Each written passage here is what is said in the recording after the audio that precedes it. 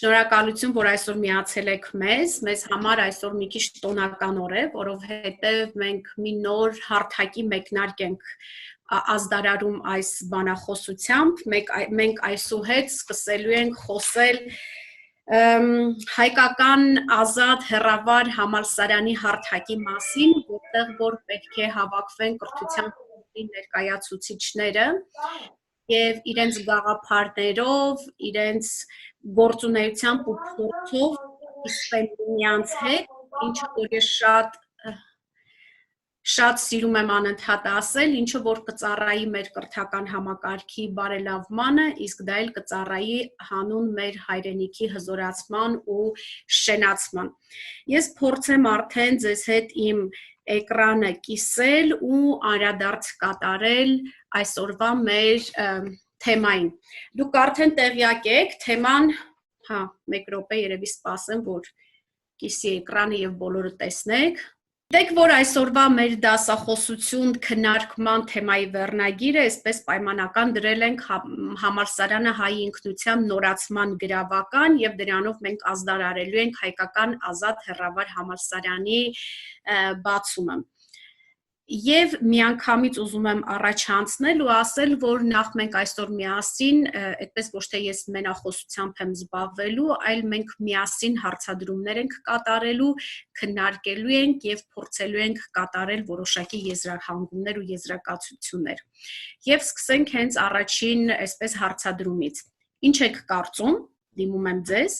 որոնք են պետության զարգացման ու զորեղացման, հզորացման ամենակարևոր ու անհրաժեշտ նախադրյալները ըստ ձեզ։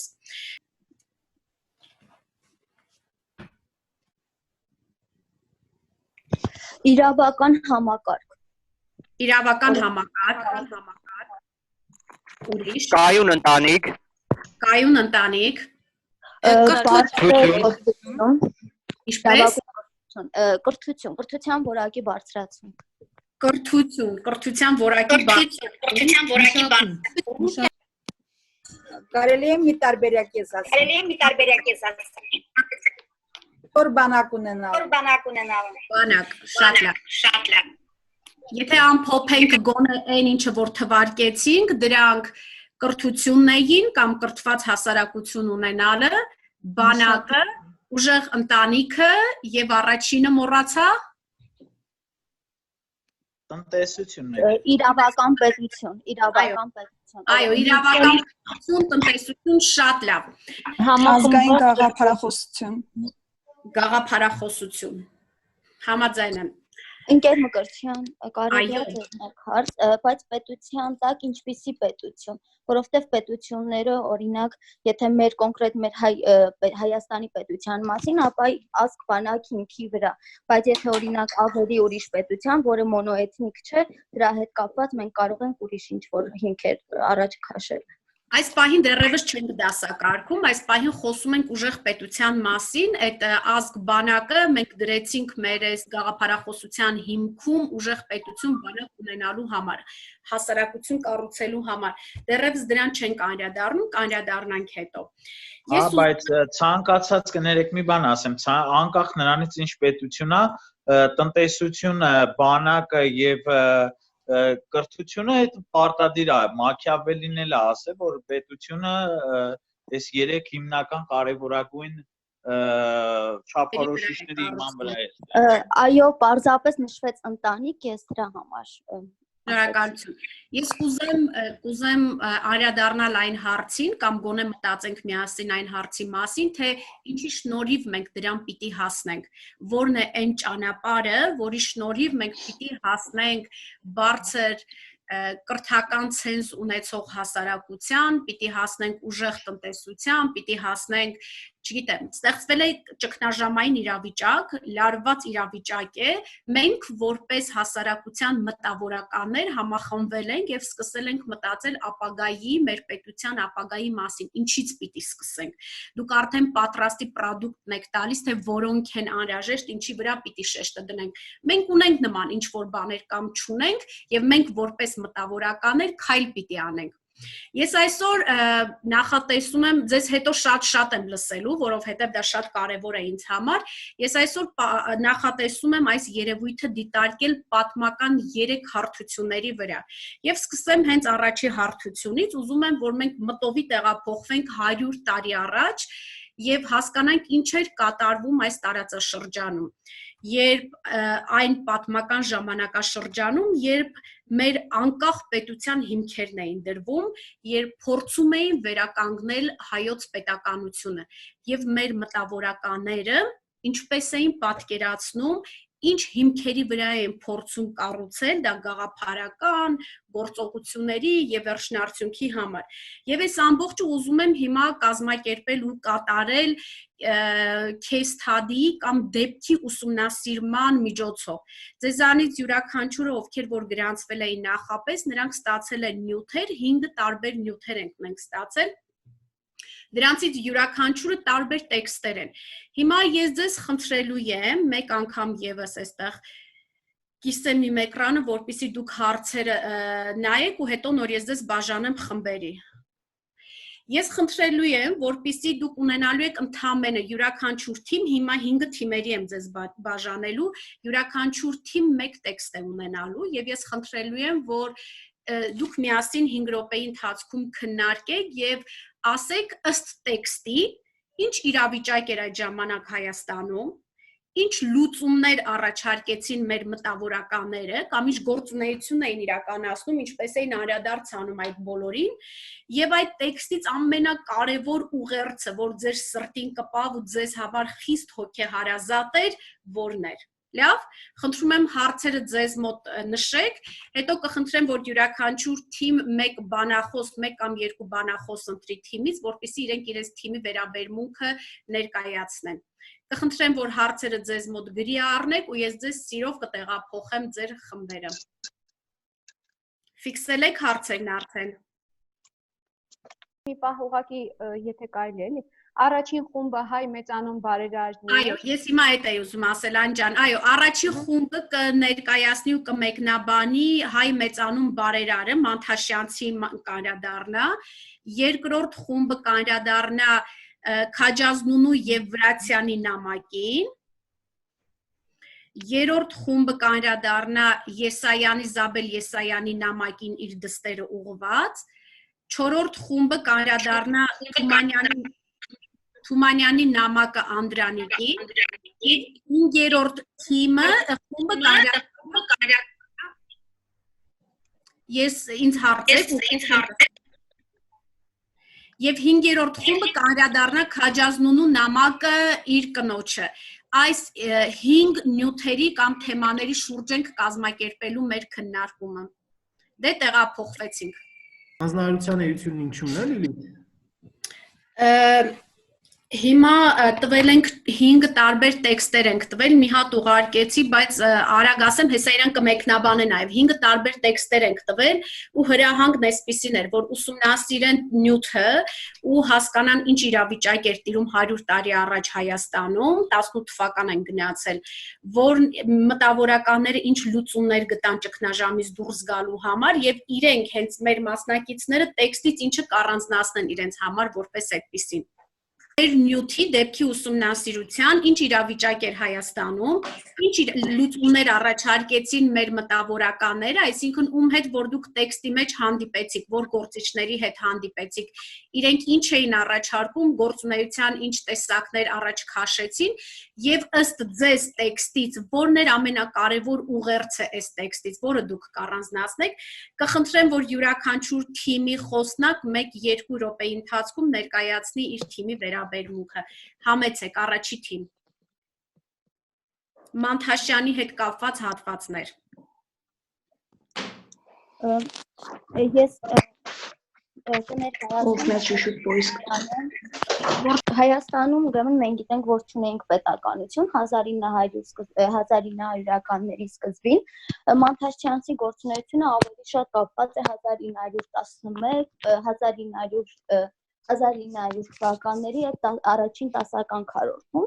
այսինքն եթե մենք տեսնենք թե ինչ լուծումներ էր նա առաջարկում, փորձելով լինելով տնտեսության մեջ շատ խոշոր խաղացող, մանավանդ նավթային բիզնեսում, նա հովանավորում էր կրթությունը եւ փորձում էր կրթության միջոցով կրթությունը լայն իմաստով, քանի որ մշակութային կրթություն, արվեստի ներկայացում եւ այլն, նա փորձում էր կրթության միջոցով տպավորություն ստեղծել, բավականին դրական տպավորություն ստեղծել Հայաստանի մասին, մի երկրի, որը առայժմ պետականություն չուներ տվյալ ժամանակահատվածում։ Իսկ կարևոր ուղերձը այս երևույթին նրա գործունեությունն է եւ ֆինանսավորումը կապված կրթության հետ, նաեւ նշեմ, որ եկեղեցիների կառուցումը դա եւս ինչ որ առումով իր հետ ենթատեքստ էր գրում, քանի որ փորձելով պետության դեռևս չլինող պետության հիմքում դնել եկեղեցական կրոնական գաղափարախոսությունը ինչ որ մի առումով ուղերձ էր արևմուտքին, քանի որ ինչպես գիտենք, արևմուտքում քրիստոնեական այդ շարժումները բավականին հետաքրքրաշարժ էր Հայաստանի համար եւ Հայաստանը այդ առումով էր հետաքրքրում Եվրոպային։ Շնորհակալություն Դիանա ջան։ Երկրորդ թիմը ինչ կներկայացնի, ինչ կասի իր վերաբերմունքը։ Բարև ձեզ, երկրորդ թիմի խոսնակ ներկայացուցիչ ես եմ։ Մենք ուսումնասիրում ենք Հովհաննես Քաջազնոնու նամակը Վրացյանին։ Իրավիճակը հետևյալն էր, այսինքն դա այն ժամանակահատվածն էր, երբ Հովհաննես Քաջազնոնին ելնելով քաղաքական իրավիճակից Վրացյանին հորդորում էր, որ դաշնակցությունն այլևս սպառել է իր անելիքը, նա իրականացրել է իր առջև դրված նպատակ իդեալը, այսինքն պետականության ստեղծման, եւ Հայաստանի ապագան առավել հուսալի դարձնելու համար կարևոր է, որպեսզի Հայաստանը այսինքն Ռուսաստանի հետ համագործակցի, հենց այդպես էլ նա գտնում էր, որ պետք է նոր կարգի ուժերի հետ հաշվի նստել եւ պայքարի պայմանները միանգամայն տարբեր են այստեղ եւ այդ տեսանկյունից պետք է դիտարկել։ Եվ նա նաեւ նշում էր, որ Ռուսաստանը, խորհրդային Ռուսաստանը այս պարագայում ամենամեծ ու վճռական ուժն է եւ մեր հանդեպ եւ մեր կողքին, սա կարծում եմ շատ կարեւոր էր։ Նաև այն առումով, երբ որ մենք նայենք այն ուղերձը, որը մեզ տալիս է այդտեղ, մենք մի քանի կետեր ենք առանձնացրել։ Շատ կարևոր էր, որ այդտեղ նա նշում էր, որ Հայաստանը պետք է դաշնակցի Ռուսաստանի հետ ուրիշ ելք չունի այլևս, այսինքն ինչ որ հստակ դիրքորոշում էր արտահայտում, բայց մենք նաև այստեղ նշեցինք, որ այնտեղ ազատականության մասին հստակ խոսք էր գնում եւ ասում էր, որ գլխավոր էականը մենք արդեն արել ենք եւ մի շարունակել ենք այսինքն ազատության այդ ֆերմենտը սերմանել մեր մեջ։ Կարծում եմ սա նույնպես շատ կարեւոր էր, թե ինչքանով էր դա արդարացված, արդեն ժամանակը ներկայացնեմ ողջունում եմ բոլորին, ներկայացնում եմ երրորդ թիմը, ուրեմն մեզ մոտ Եսայանի նամակն էր դստերը, ինչ իրավիճակ էր Հայաստանում հարցի շուրջ 1914 թվականն է նամակը գրված եւ 20-րդ դարասկզբի այն իրադարձությունների հետ կոնկրետ ուղիղ կապ ունի Հայաստանը, որը աշխարհում է տիրում այդ ժամանակ ինքը Հայաստանը գտնվելով հենց ուրիշի լծի տակ, իրապետության տակ, Եսայանին շատ մտահոգում էր հատկապես այն իրավիճակը, որը կար կրթության եւ դեռահասների մոտ։ 14 տարեկանը մտածում ենք այսպես թիմով եզրակացության եկանք, որ ինչու է հատկապես շեշտում 14 տարեկանը եւ շեշտում է ուսման հետ կապված միջակցությունը, որովհետեւ հենց անցումային այն տարիքն է, այստեղ կարևորում Եսայանը, երբ որ ձևավորում է յուրաքանչյուր անհատի անհատականությունը, ինքը անձ որպես այդպիսին եւ որպես մարդ Հայաստանի համար, հենց այս տարիքն է կարևորում եւ գտնում է, որ շրջապատը իր հասակակիցները ընդհանուր երկիրը գտնվելով միջակցության մեջ, Եսայանը վեր է հանում միջակցությունը եւ աղջկան փորձում է հասկացնել, որ միջակցությունը երբևիցե դեպի առաջխաղացում չի տանի, լճացում է ինքը,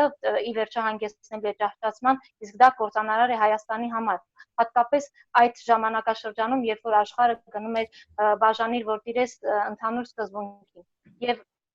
ուղերձ է հղում աղջկան, որ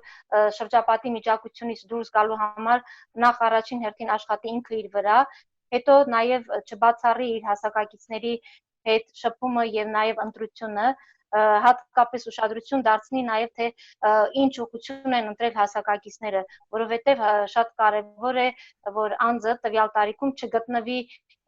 սահմանափակման մեջ, այսինքն նա նաև հաշվի առնի իր շրջապատի ընդհանուր իրավիճակը։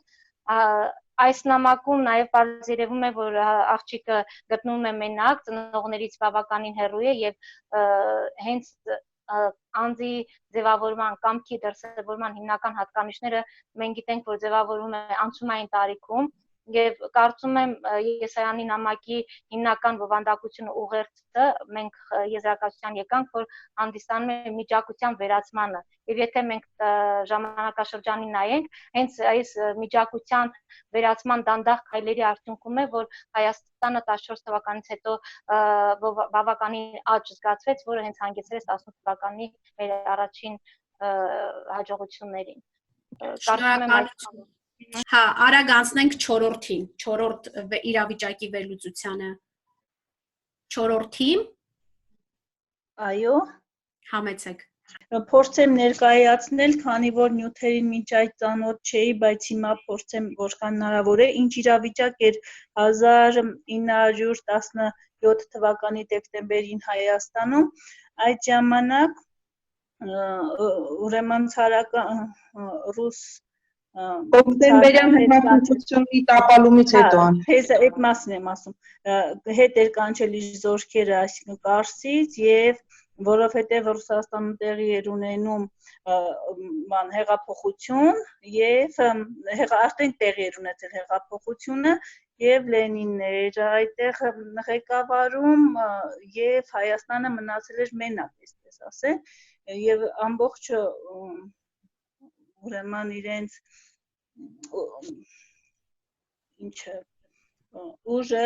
կենտրոնացրել էին զորքի ու ժողովրդի վրա, մտավորականները իրենք ուզում էին, որ անպայման ամեն ինչ անեն հանուն հայրենիքի,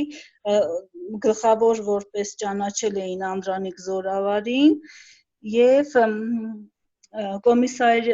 Բաքուն այդ ժամանակ խորհրդային էր դարձել, հա, այսպես ձևակերպել։ Կխնդրեմ ավելի կոնկրետ ու դիպուկ հենց նյութի մասին, այդքան պետք չի մանրամասն պատմել։ Լացնեմ, ուրեմն այս ընթացքում արդեն վտանգը կար թշնամու հարձակման եւ Թումանյանը նամակ է հղում Անդրանիկին։ Այո։ Հա, մյուս հարցը, ինչ լուծումներ էին առաջարկում մեր մտավորականները, կոնկրետ Թումանյանի հղումը, որ իր ունեցած բոլոր տղաներին եւ աղջիկներին առաջարկում էր ծառայության, իր ունեցվածքը նույնպես ամեն ցանկացած պահի համար պատրաստ էր վճարելու եւ իր օրինակը ցույց էր տալիս, որ իր ասում եք տղաներս քեզ զինվոր չէ, քեզ բոլոր տղաները քեզ ինչով կարող են կծառայեն եւ դա ցույց էր տալիս, որ Թումանյանը իր ունեցած բոլոր հարստությունները պատրաստ էր նվիրաբերելու հայրենիքին, դա էր ամենալավ օրինակը եւ որն է կարևոր ուղերձը ըստ ձեզ, այսինքն հենց դա, որ պատրաստ էր ամեն գնով պայքարել Հայաստանի համար, անկախության ամրապնդման, իհարկե անկախ չէր, բայց մոտալուտ վտանգի համար պատրաստ էին պայքարելու եւ մտավորականների կոչը ժողովրդի համար շատ նշանակալից էր։ Շնորհակալություն։ Այստեղ մի իրացում անեմ իմ խմբին, ես չեմ կարող Թումանյանի այս խոսքերը չմեջբերել։ Ահա որ մոմենտի առջև ամեն մարդ պետք է ընդհանուր սեղանին բերի ինչ որ ունի եւ կարող է թե վերահաս վտանգը կանխելու եւ թե բաղձալի հաղթությանը հասնելու համար։ Այստեղ իր սեղանին բերելու այդ ամեն ինչը ինչ որ մենք հասկացանք իր զավակներն են, որից թանկ բան ինքը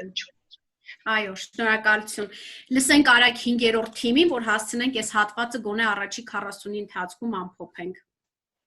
Վերջի թիմը կխնդրեմ կարճ 2-3 համեցեք։ Մեզ մոտ քաջազնունու նամակներ իր կնոջը 1919 թվականի հունվարին առաջին համաշխարհային պատերազմը նոր էր ավարտվել, պետությունը նոր էր հռչակվել, նամակի սկզբում ասում է բավականին ծանր իրավիճակ է, համաճարակ սով եւ այլն, այս առաջին հարցի պատասխան արագ, ինչ էին առաջարկում մտավորականները սպասել դիմանալ, մինչև որ միջազգային իրավիճակում կքննարկվի հայկական հարցը, լուծումը կտրվի, արշալույսը կբացվի եւ երրորդ ուղերձը արագ ասեմ, ինքը նշում է, որ մի քանի տարի առաջ Հայաստանի մասին երազելն անգամ անիրական էր թվում, բայց արդեն Հայաստանն իրողություն է եւ եթե ինքը նշում է, որ մի քանի տարի առաջ դեռևս Հայաստանը միայն քարտեզի վրա էր պատկերված, իսկ արդեն հիմա որպես պետություն ինքը եղելություն է 1919 թվականին եւ որ ամենակարևորն է արդեն այդ պայմանները կան ամուր պետություն կառուցելու ուղղակի մի քիչ պետք է սպասել։ Լավ։ Եկել է ժամանակը վերածնվելու էլի ինքը ստրուկ Որն է ձեր նյութը որն է։ Քաջազնունու նամակը Քաջազնունու նամակը։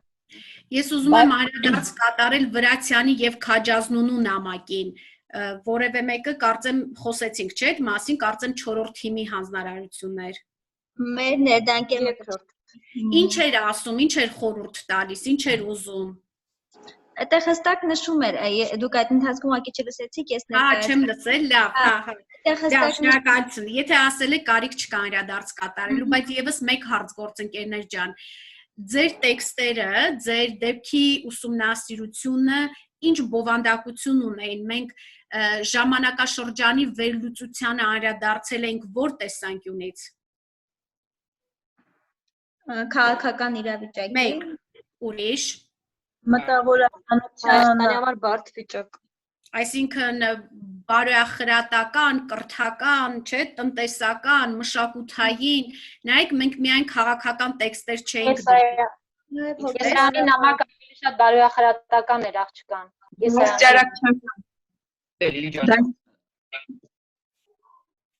Նաև առօրյա յուրաքանչյուր խումբ իրենը որ ներկայացնի, օրինակ Արտուշ ջան, ասելիք ունես։ Ես նոր միացա, չլսեցի, մենակ կուզենամ իմ խմբի ուրեմն ներկայացումին ավելացնել, որ մենք Մանթաշյանի շնորհիվ էր, որ ունեցան կոմիտաս եւ ունեցան Խաչատուր Աբովյան, որտեղ նրա ջանքերով էր, որ նրանք կարողացան ներկայանալ աշխարհի լավագույն առաջատար եւ փառահեղ ուսումնական հաստատություններին, նա ոչ միայն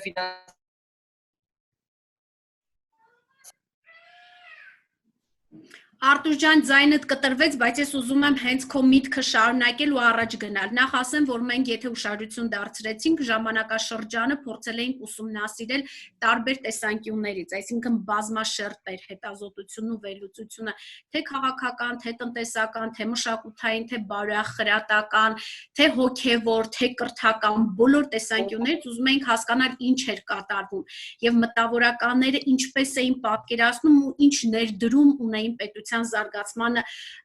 գործում ու առաջ։ Եվ ես այս բոլորի մեջ հատկապես ուզում եմ առանձնացնել մի երևույթի արկայությունը, որի մասին պիտի ասեմ, որ մտավորականները դեռևս ցարական Ռուսաստանի կառավարման ժամանակներից, այս տարիներից դեռևս մտածում էին համալսարան ստեղծելու մասին։ Իրենք նայում են, որտեղ իդեպ պիտի ասեմ, որ Հովհաննես Թումանյան շատ մեծ Չենք լսում։ Արտուշ ջան, քեզ չենք լսում, ձայնդ ընդհատվում է, կտրտվում է, չենք լսում։ Եթե ուզում ես գրիր չաթում, մենք ստուգ կկարդանք։ Ես միացա արդեն ձեզ։ Համեցիր, եթե կլսենք, եթե չէ չաթում գրիր։ Մենք չաթում գրիր, ես կկարդամ, հա, եթե ներողություն, առաջարկում եմ բոլորս մեր միկրոֆոնները անջատենք, որ լսենք։ Հա, գործընկերներ ջան, խնդրում եմ միկրոֆոնները անջատեք եւ չաթում գրի առեք։ Ես սիրով անդրադարձ կատարեմ ամեն ինչին։ Լավ։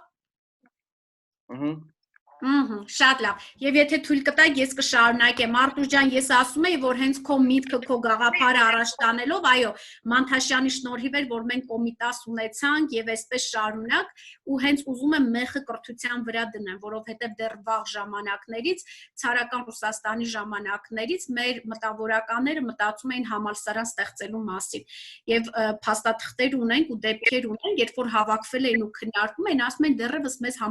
պետություն պետք չի, լավ է, մենք կմնանք Ռուսաստանի կազմում, ցարական Ռուսաստանն է, Արևելյան Հայաստանի հատվածի մասին է խոսքը, ասում են, բայց մենք պիտի ստեղծենք համալսարան, եւ մենք պիտի ստեղծենք, այսինքն համալսարան իրենք պետության հետ էին ասոցացնում, ինքը անկախ միջավայր էր, անկախ տարածք էր, որտեղ պիտի կրթվեր, որտեղ որ պիտի երևար հայ նոր տեսակի մարդը, մտածող մարդը, ով պիտի գար իր գաղափարներով եւ այդ գաղափարները հետո ինքը կյանքի կկոչեր։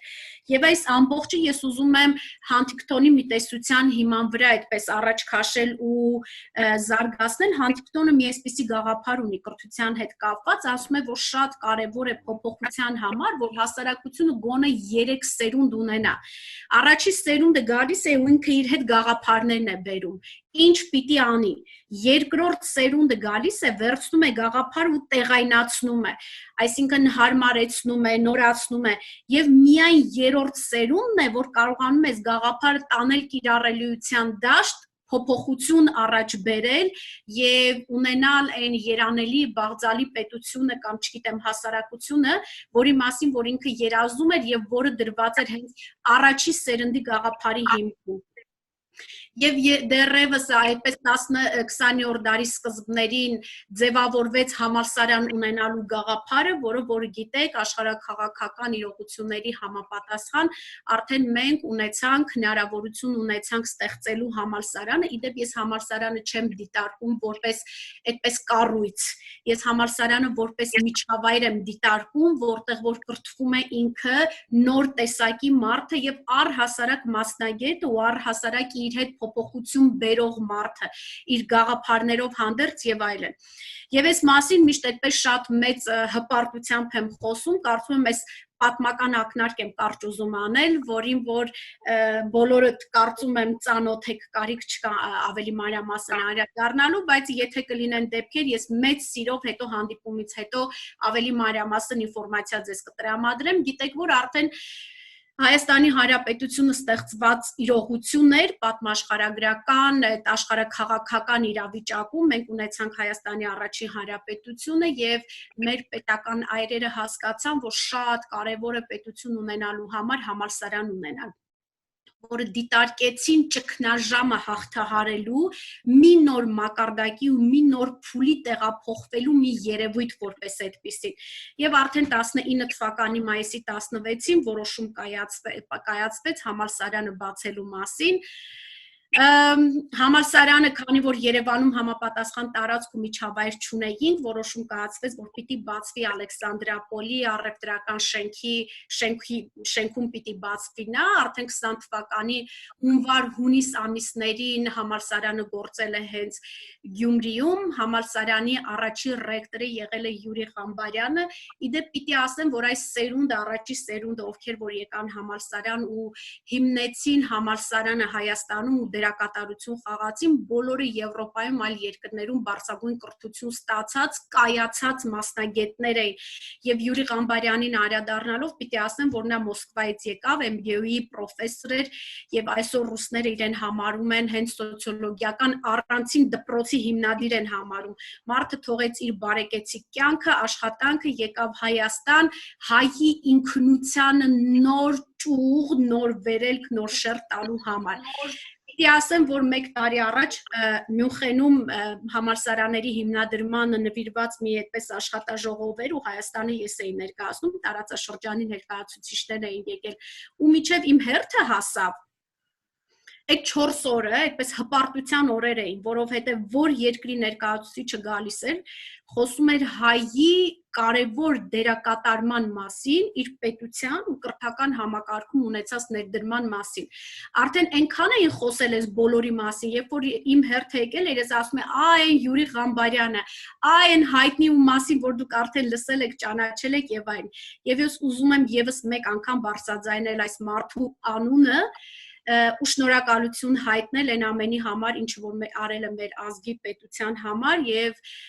որի շարունակությունը մենք ենք այսօր։ Այստեղ սիմվոլիկ մի քանի այսպես սահիկներ են պատրաստել ձեզ համար, գիտենք, որ առաջի ֆակուլտետը պատմալեզվագիտական ֆակուլտետն էր, առաջի դեկանը Մեսրոպ մագիստրոս Տեր-Մովսիսյանն էր, առաջի սեմեստրի դասացուցակն է այստեղ անկյունում դրված, թե ինչ առարկաներ էին պլանավորում անցնել եւ ովքեր պիտի անցնեին։ Այստեղ մեր համալսարանը ներկայացնող կնիքն է եւ ինձ համար շատ կարեւոր է համալսարանի Հայաստանի համալսարանի թերթն է, որտեղ այնտեղ վերևի մասում գրված է գիտությունը ուժ է, այսինքն այս կարգախոսի ներքո են, այս գաղափարի ներքո են իրենք փորձում առաջ քաշել։ Գաղափարը շատ կարեւոր է, որ պիտի մեզ ինչ որ ուղղորդի միտեղ տանի ու կյանքի կոչի։ Հիմնադիր դասախոսներից մի քանիսին եմ առանձնացրել՝ Հակոբ Մանանդյան, այստեղ Հրաչյա Աճարյան, Մանուկ Աբելյան, Հակոբ Զորյան, Աշոտ Հովհաննիսյան եւ այլն։ Ուսուցչական սեմինարիայի շենքը Աստաֆյան փողոցում ինձ համար շատ հարազատ, որովհետեւ ես ինքս մասնագետ այստեղ եմ կերտվել, ձևավորվել, զարգացել ու իմ ճանապարհը դեռ այստեղ է շարունակում ընթանալ։ Իդեպ պիտի ասեմ, երբ որ արդեն խորհրդային կարգերի հաստատումից հետո համալսարանը տեղափոխվեց Հայաստան, պիտի այստեղ ասեմ, որ գրեթե 6 ամիս դադարել են համալսարանի, այսինքն դասերի գործունեությունը ու դեռ ավելին նախքին անձնակազմը, որը հիմնել էր համալսարանը,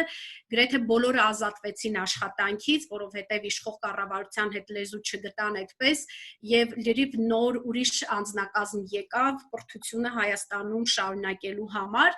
Ու էլի մի բան պիտի ցավով ասեմ, կամ գուցե ես չգիտեմ, օրինակ այդ մեր դասախոսներից շատերի կամ նույն համալսարանի հիմնադիր ռեկտորի ճանապարհը գիտենք, որ հետո ինքը Հայաստանից գնում է Վրաստան ու իր գործունեությունը շարունակում է Թիֆլիսի համալսարանում, բայց հետո ինչ է լինում, ինչ ճակատագրի է արժանանում եւ այլն, դրա հետ մենք այդպես անմասն ենք մնացել, կարծես թե այդքան էլ շատ բան չգիտենք կամ գուցե ես չգիտեմ, նորից եմ պնդում։ Սև շենքը մեր շատ սիրելի կամ հիմնադիր համալսարանը այսօր երրորդ հարկը ավելացրած, մեր համալսարանի հիմնական գլխավոր մասնաշենքը, որը արդեն 1965 թվականին բացվեց ճարտարապետ Էդմոն Տիգրանյանի նախաձեռնությամբ եւ ասելիք կար։ Լիլիթ, քեզ է այն կար։ Ձայնը արձագանքում։ Լավ, իմ ձայնը արձագանքում պարբերաբար, չգիտեմ իրոք ինչ է կատարում այսօր։ Ինչևէ, սա համալսարանը միջավայր տարածք, որտեղ որ պիտի ստեղծվեր ժամանակի նոր տեսակի մարդը։ Բայց ես ուզում եմ հիմա այսպես մի պատմական ակնարկ կատարել ու այս ամբողջը դիտարկել համաշխարհային պատմության կոնտեքստում։ Այսինքն միջև հիմա ես ուսումնասիրում եմ ինձ ու իմ պատմությունը ներսից, ինձանից, իմ տեսանկյունից, ուզում եմ հասկանալ ինչ էր կատարվում աշխարհում եւ արդյոք այդ գաղափարը կար ու մենք փորձել ենք տեղայնացնել աշխարհում արկա գաղափարի հետ ու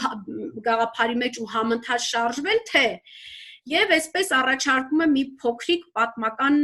ճանապարհորդություն կատարել Եվրոպայով, սկսել միջնադարից, եթե դեմ չեք, բայց միջև հիմա եթե հարցեր ունեք, ես մեծ սիրով կփորձեմ անդրադարձ կատարել, ձեզ լսել, հետո նոր շարունակել։ Եթե հարցեր կան, կխնդրեմ ձեռքը բարձրացնեք։ Չէ, այդ դեպքում ես առաջ անցնեմ, հետո միասին վերջում պլանավորում եմ, որ մենք քննարկում պիտի կազմակերպենք, հա։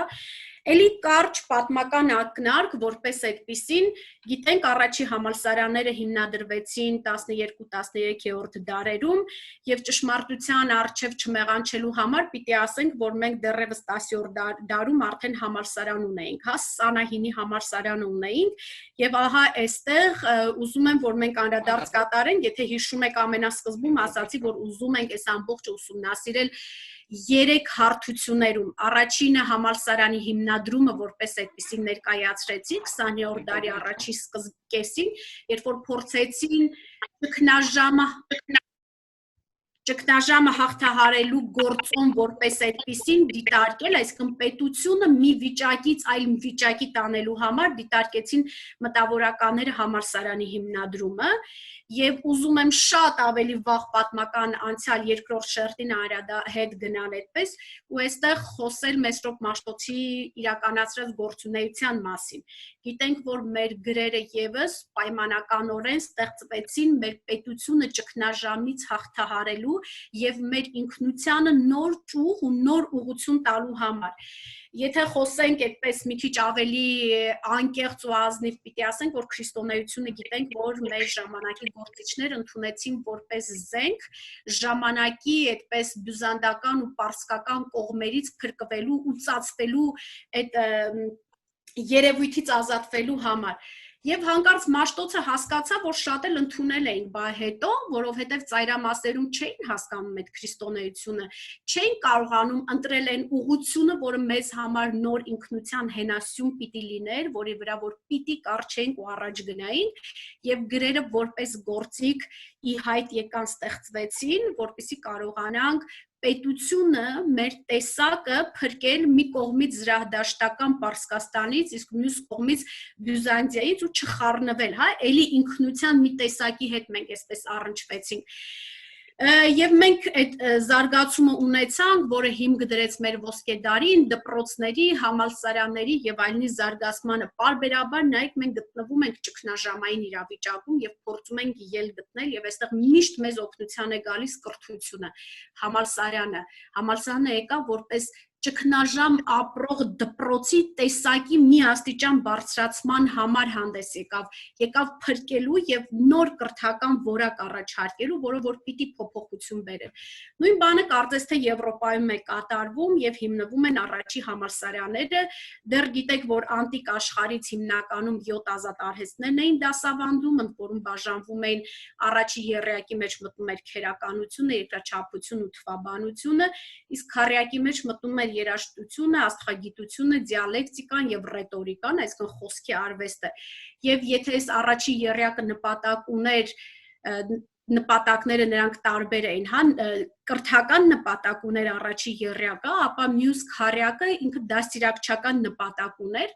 որովհետեւ ինքը պատրաստում էր մարդուն սոցիալիզացիայի, այսինքն շփման էր պատրաստում եւ ստիպում էր, որպեսզի նա իր մտքերը կարողանա ճիշտ ու սահուն ներկայացնել, այսինքն այն գաղափարները եւ մտքերը։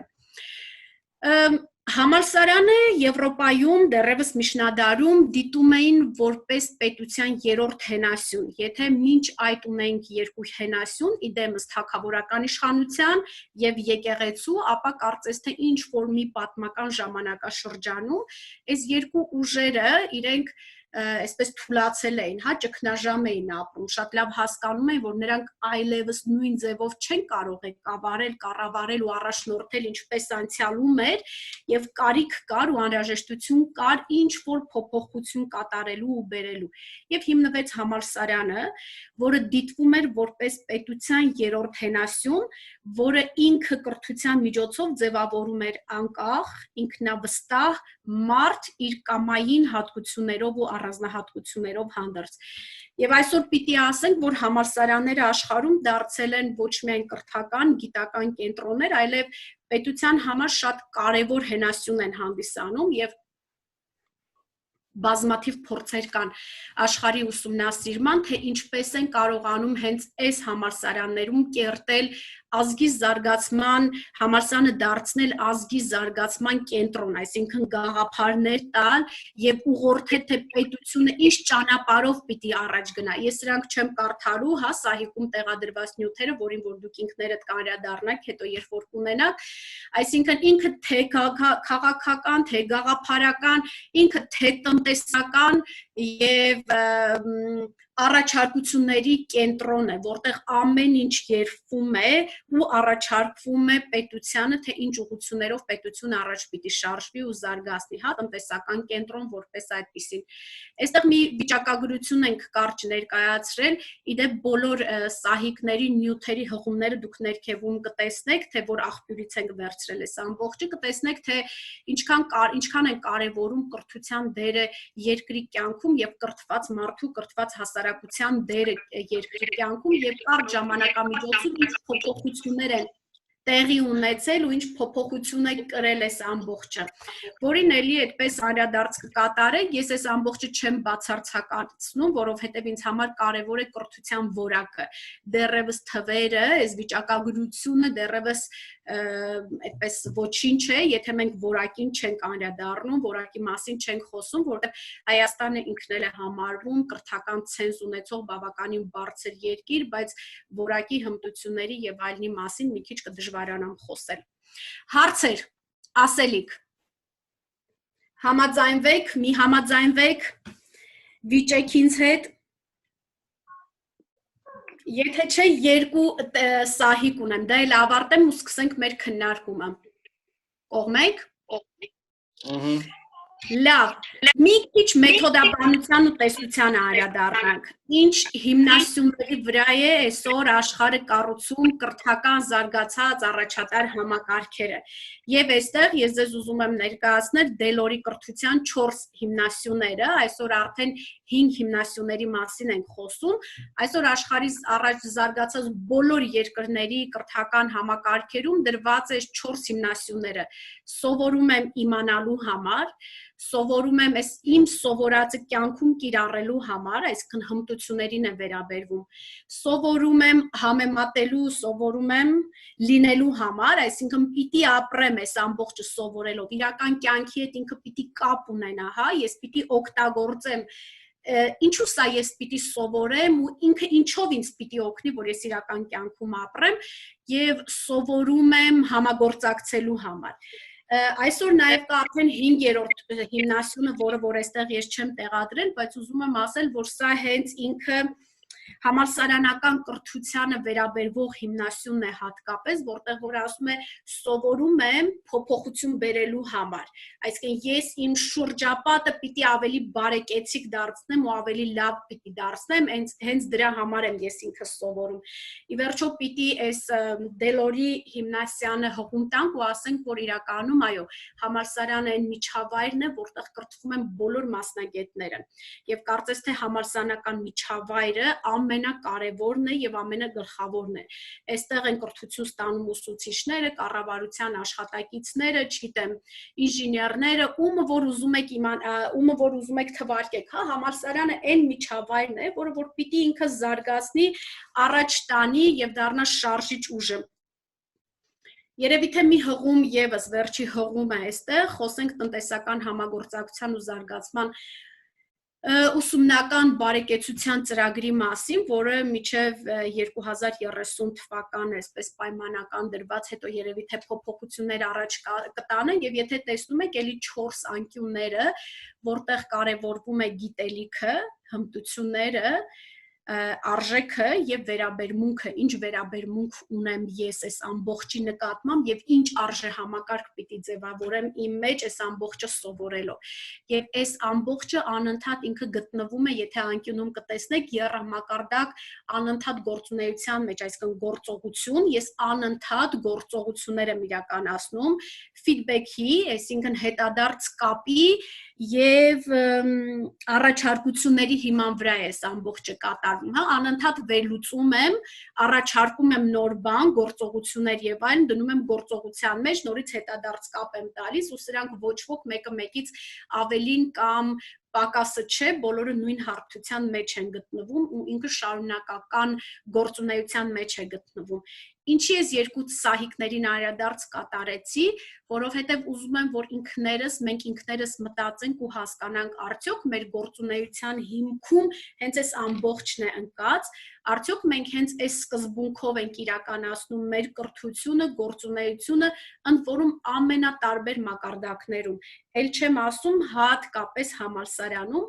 որովհետև կարծես թե այսօր համալսարանի դերը վերարժևորվել է եւ համալսարանը այլևս այն միջավայրը չէ, որտեղ որ պիտի միայն ես լսեմ։ Հա, այսօր մանավանդ աշխարհում գիտենք բազմաթիվ այդպես բաց դասախոսություններ կան, ինքը մենակ դասախոսությունների հարթակ չի,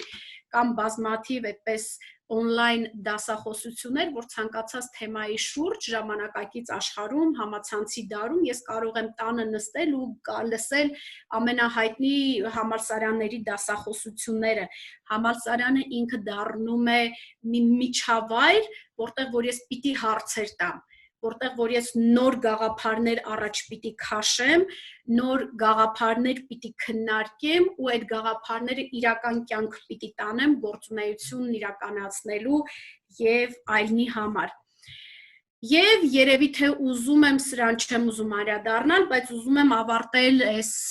այսպես դասախոսությունը իմ կարճ ավարտել ապագա սերունդների համար ամենակարևոր բանը, որ մենք կարող ենք անել, որակյալ բարձրագույն կրթություն ապահովելն է։ Եվ ուզում եմ հիմա այդպես սիրով ձեզ լսել, ուզում եմ հետադարձ կապը ապահովել, կարճ 1-2 րոպեի ընթացքում կխնդրեմ, որ դուք ինքներդ խոսեք ու ասեք, որն էր օրինակ այսօրվա ամենակարևոր այդպես մեղը, որը դուք ինքներդ ձեզ կտանեք, նախ համաձայն եք այս գաղափարների հետ, թե ոչ, ինչպես եք համաձայնվում ու հակադրվում ինձ հետ, եւ ինչ եք դուք այսօր ձեզ հետ տանելու այստեղից։ Շնորհակալություն։ Համեցեք։ Արտուշ ջան, տեսնում եմ ձեռքդ, համեցիր։ Որ ձեռքը բարձրացնեք, ես մեծ սիրով հերթով բոլորիդ կլսեմ։ Համեցիր։ Իհարկե շատ հաճելի է, շատ դրական լիցքեր տարանք այս օրերին, եւս մեկ անգամ հասկացանք, եթե այդ ճգնաժամային ժամանակներում ժամանակը կարողացել է տալ Կոմիտաս եւ Աբովյան, մենք այսօր այս կորոնավիրուսյան թաքստոցից չպիտի վախենանք ու պիտի մեզ համար մի կարևոր բան իմանանք, որ այս ճգնաժամն էլ է կարևոր հանճարներ տալու մեզ։ Մենք այսօր նյութապես ապահոված ենք, փառք Աստծո, մենք Կոմիտասյան եւ Աբովյանական տարիներին չենք, բայց ինձ համար նրանք փարոս եւ ուղեցույց են միշտ, որ եթե նրանք կարողացել են դառնալ Կոմիտաս, եթե կարողացեն Աբովյան դառնալ եւ շրջադարձ կատարել այդ անգնահատելի եւ եկեղեցական երաժշտության ասպարեզում եւ կրթության ասպարեզում ցավոք հայտնի պատճառներով նա չկարողացավ, կարողացել են բախվել խավարամիտների երկաթե պատերին, բայց չեն կոտրվել։ Առավել եւս մենք այսօր կոտրվել Մի անգամից դու խոսեցիր երրորդ մակարդակի մասին, որովհետև այո, մենք էլ ենք հիմա ճգնաժամային իրավիճակում եւ ես ուզում եմ այս ամբողջը վերլուծելով բերել ու կապել մեր օրերի հետ։ Մենք ինչ պիտի անենք։ Մենք ինչպես ենք պատրաստվում մեր շուրջը փոխել։ Նստենք, սպասենք, թե ով մեզ համար ինչ որոշում կկայացնի։ Ոչ, ինքնուրույն աշխատենք ու պայքարենք, լինի տանից, լինի հեռախոսով, լինի չգիտեմ որտեղ, միայն պայքարել, ոչ մեկ մեր համար ոչինչ չի անելու այս կյանքում։ Ախր մենք երբ պետք է այդքան բանը հասկանանք։ Աբովյանի ու բանի համար, Կոմիտասի համար ոչ մեկ բան չի արել։ Մենակ այդ փողը չէր։ Մենակ ֆինանսավորել չէր։ Մենք ինքնուրույն պիտի հաղթանենք, հույսներս մեր վրա դնենք։ Շնորհակալություն։ Այսօրվա համար մեծ բավականություն ստացա։ Շնորհակալություն ձեզ։ Աստղիկն է ձեռք բարձրացել, հետո Ռոզան Գալստյան, հետո Անին Մկրտումյան։ Համեցեք Աստղիկ ջան։ Շնորհակալություն շատ Լիլիթ ջան, գիտելիքներս թարմացնելու, վերհիշելու ամենը ինչ որ ներկայացրեցիք։ Դելորի կրթության 4 հիմնասյուները ինձ դուր եկան շատ ու հենց խոսքս ուզում եմ դրանով սկսեմ, դրանով էլ ամփոփել, որ այո, այսօրվա այս հեռավար կրթությունը մեզ հնարավորություն տվեց սովորել իմանալու համար, սովորել կիրառելու համար, համ էլ մեր աշակերտներին կիրառեցնելու, լինելու համար եւ համագործակցելու։ Շատ ուսուցիչներով այս պահին մենք համագործակցում ենք միասին, մեր սովորած նոր գործիքները եւ այլն, ամենը իրար հետ կիսելով փորձում ենք ել ավելի հմտություններ ձեռք բերել ու մեր աշակերտներին փոխանցել առավելագույնը, թեկուզ հենց այո, տանը նստած։ Եվ ամենակարևորը մենք կարծես թե փոփոխողներն ենք դառնում։ Այդ միտքը ինձ շատ ուրախացնում է։ Այո, պիտի փոփոխել, այդ վերջին 5-րդ սյունը ամենակարևորներից մեկն է իմ կարծիքով։ Ամեն մարդ պիտի նախ ինքը իր ներսում իրեն կարողանա փոխի։ Նոր կարողանան քիչ-քիչ այդ փոփոխությունները շարունակաբար փոխել։ Եթե ես փոխվել եմ, պարզը իմ 24 աշակերտներին կկարողանամ փոխել, իմ ծնողներին կկարողանամ փոխել։ Ու այսպես շարունակ։ Շատ շնորհակալություն։ Տեսանց ստիմուլ տվեցիք։ Նոր մոտիվացիա։ Իրականում ամբողջ նպատակը հենց դրանումն է, ես ուզում եմ, որ այսօր դուք այստեղից ձեզ հետ գաղափար տանեք։ Այսինքն, երբ որ պլանավորում ենք, ես մտածեցի ու հասկացա, որ միանգամից շատ բաների եմ խփում։ Գուցե ուրիշ ժամանակ այդպես չէի անի, բայց այսօր խփեցի մի քանի կետերի ու ուզում եմ, որ դուք այստեղից գաղափար տանեք, որը կտանեք ու կզարգացնեք ձեզ հետ։ Քանի որ մեզ 9 րոպե է մնացել, ես ուզում եմ բոլորին լսել ու արագ կխնդրեմ հնարավորինս այսպես ամփոփ խոսել։ Ռոզա ջան, համեցիր։ Ընկեր Մկրտչյան, նախ շնորհակալություն այսօրվա քննարկման համար, ինձ համար դելորից կարևոր էր դելորի հիմնասյունները, նաև որ ասեցիք փոփոխություն բերելու համար, ինձ թվում է այդ փոփոխությունները պիտի սկսենք նախ ընտանիքներից, երեխային դաստիարակության սկսելու հենց ժամանակահատվածից, ինչպես նաև դպրոց, մանկապարտեզ, հետագայում նաև համալսարան, քանի որ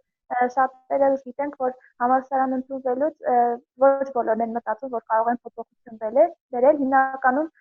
ուղղորդված է լինում նրանց համալսարան մտնելը, ինձ համար սա շատ կարևոր ստիմուլ է, որ բոլորը շարժվենք այդ փոփոխություն բերելու գաղափարով, շնորհակալ եմ այսօրվա քննարկման համար։ Շնորհակալություն, Զվարթ Խաչատրյան։ Չէ, կներես, հետո Անին կլսենք, հա։ Կամ ուզում եք Անի լսեք նոր, լավ, համեցիր։ Շնորհակալություն ընկեր Մկրտչյան, նախ շնորհակալություն եմ հայտնում ձեզ ու ընդհանրապես այդ դու Արմենիայի կազմին, որտեղ գրեթե բոլոր դասընթացներին մասնակցում եմ։ Գիտեք, որպես ամփոփում չեմ ուզում անդրադառնալ մնացածներին, ինչը գործընկերներս ասեցին, ես ուղղակի կուզեմ ասեմ, որ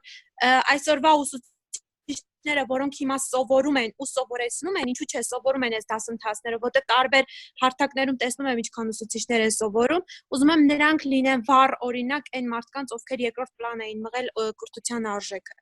Ես անկեղծ ցավ եմ ապրում, երբ որ համալսարանը դիտվում էր, եթե հիմա չէ, էլի գոնե մի քիչ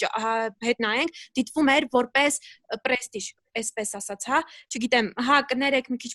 խոսակցականս սխալ է հնչում, բայց անկեղծ եմ ասում, ինքը մոդայի համար էր։ Ու հիմա անկեղծ կասեմ, ուզում եմ այսօրվա սովորող ուսուցիչները լինեն վառ օրինակ այդ մարդկանց համար ու իրանք թող գնահատեն կրթության արժեքը։ Շնորհակալություն, Անի Մկրտումյան։ Շնորհակալություն, լսվում է ձայնս։ Այո։ Շատ շնորհակալ եմ հետաքրքիր բովանդակալից այկաշար ներկայացնելու ու կարևոր շեշտադրումներ անելու, հատկապես ինձ դուր եկավ, որ կարևորում ես համալսարանների դերը պետականության կայացման մեջ ու դրա վրա ես մեծ ուշադրություն դարձնում, նաև այն, որ ներկայումս համալսարանների դերին անդրադարձար, այսինքն համալսարանները դադարել են գիտելիք մատուցելու օբյեկտներ լինելուց, այդ գիտելիքը ինչպես նշեցի, համացանցից էլ հանգիստ կարող ենք ստանալ, այն քննարկումները, անձնական կապերը, ուզում եմ հետևյալի վրա ուշադրություն դարձնել, որ համալսարանները տեսական գործունեություն ծավալելուց պետք է դուրս գան, ինչի փորձերը բավականին հաջողությամբ արվում են եվրոպական շատ երկրներում, պետք է դառնալ խնդիրներ լուծողներ, ոչ թե քննարկողներ, այլ իրական կյանքի, իրական մարդու, իրական խնդիրներին վերաբերեն իրենց հետազոտությունները, ոչ թե տեսական կամ Հայաստանից դուրս ինչ-որ հետազոտություններ անելու։ Եվ մի հետաքրքիր նախագծի մասին ուզում շատ կարճ պատմել, որ Ավստրիայում մոտ 10 տարի իրականացվում է, միգուցե այս հանդիպումը առիթ կհանդիսանա, որ դպրոցների եւ բուհերի համագործակցությունը կմեծանա։ Մոտ 10 տարի գիտնականները համագործակցել են ուսուցիչների հետ եւ համատեղ հետազոտական տրանսդիսցիպլինար հետազոտական աշխատանքներ են տարել։ Միգուցե կհետաքրքրվեն ձեզնից շատերը, կարող ենք միանալ, Լիլիթի միջոցով կապ հաստատենք։ Ասեք մեզ, այդ արդեն պլանավորված է, մենք մոտ ապագայում կունենանք հենց այդ թեմայով դասախոսություն եւ մեր հյուրը կլինի Տիգրանը Քերյան, Ավստրիայից միանա մեզ։ Այո։ Շատ հաճելի։ Անի ջան, շնորհակալություն, լսենք Վարդանին, Իրինա ջան, ուզում եմ, որ դուք էլ խոսեք ու Մենուա ջան, եթե դեմ չեք, դուք էլ ձեր վերաբերմունքը արտահայտեք։ Համեցեք, Վարդան։ Ընկեր Մկրտչյան ջան, շնորհակալ ենք, շատ հետաքրքիր թեմա էր, ուսուցողական շատ, ու այստեղ ինձ ամենակարևորը այն փաստը դուր եկավ, որ երբ որ մենք խոսում ենք մասին, մենք միշտ առաջնահերթը հիմնականում այդ պետության ձևավորման մեջ նաև առաջնահերթը ճիշտ է ասում ենք բանակն այս կոմենկոն, բայց նաև խելացիությունը այստեղ մարդու կրթված լինելը ու հենց դրանով էլ նաև պայմանավորված է այս կորոնավիրուսի իրավիճակից դուրս գալու մի մեթոդ է մեր խելացի գործունեությունը, այսինքն երբ որ մենք ասում ենք ճգնաժամի մեջ ենք, եթե մենք չիմանանք ինչ քայլերով կարելի է, այսինքն պետքա խելացի լինենք, որ իմանանք ինչ քայլեր անենք, որպեսզի ճգնաժամից դուրս գանք, ու այստեղ ամենակարևորը այո, միշտ կրթությունն է, ձեզանից էլ շատ շնորհակալ ենք, միշտ մասնակցել ես դասընթացներին, շատ շնորհակալ եմ։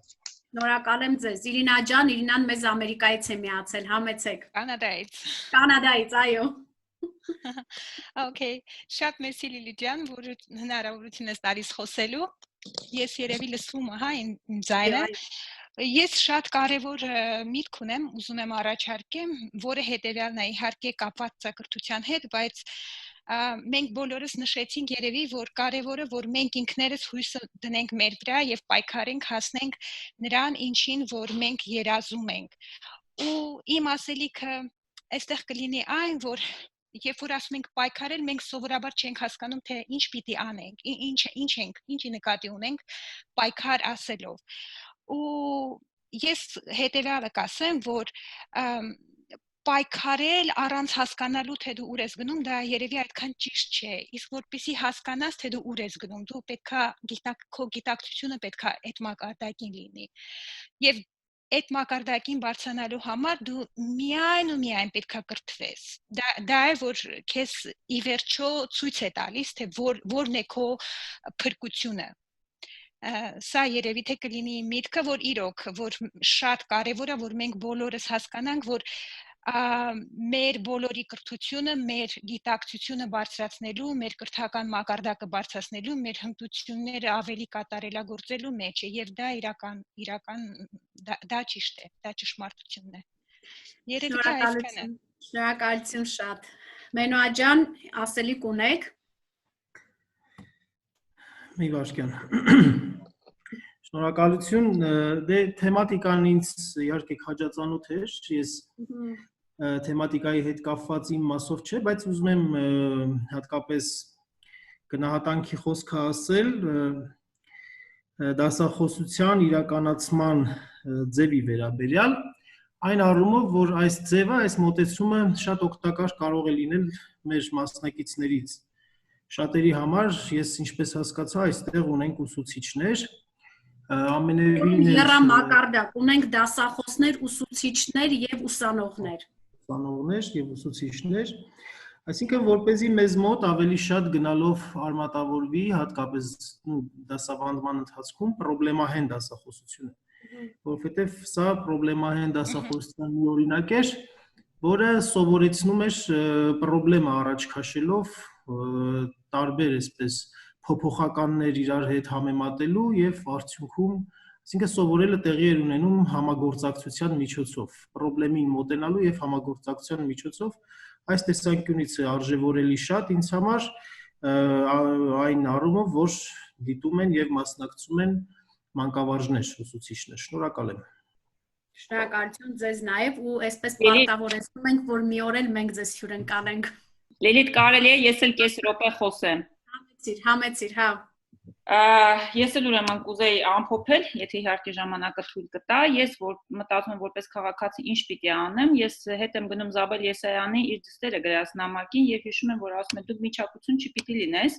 այլ պետք է լինես զարգացած անձնավորություն եւ ուզում եմ զվարթի կարծես թե եւ Արտուշի ասացին ասել, որ այո, մենք ամեն անգամ մեր հանճարներն են մեր ճգնաժամից դուրս հանում։ Հիմա մենք պետք է հանգենք նրան, որ այս հանճարներին պիտի տանենք պետականակենտրոն, պետականաստեղծ դաշտ եւ պիտի ասենք, խնդրում ենք հանճարներ, ծառայեք մեր պետությանը եւ զարգացեք մեր պետությունը։ Ես որպես Սեյդ պրծնունը, ասա ամփոփի։ Իմ պիտի լինի որպես համակարանական։ Ես չպիտի լինեմ միջակություն, այդ միջակությունը իմ երկիրը բերեց այս ճգնաժամին, որի մեջ մենք հայտնվել ենք։ Դա կորոնավիրուսի մասին չէ, դա այն ճգնաժամն է գաղափարական, որի մեջ մենք հայտնվել ենք։ Ես որպես Շնորհակալություն բոլորիդ, որ հայտնվել էիք հայկական ազատ հեռավար համալսարանի հարթակում։ Մենք դեռ այստեղ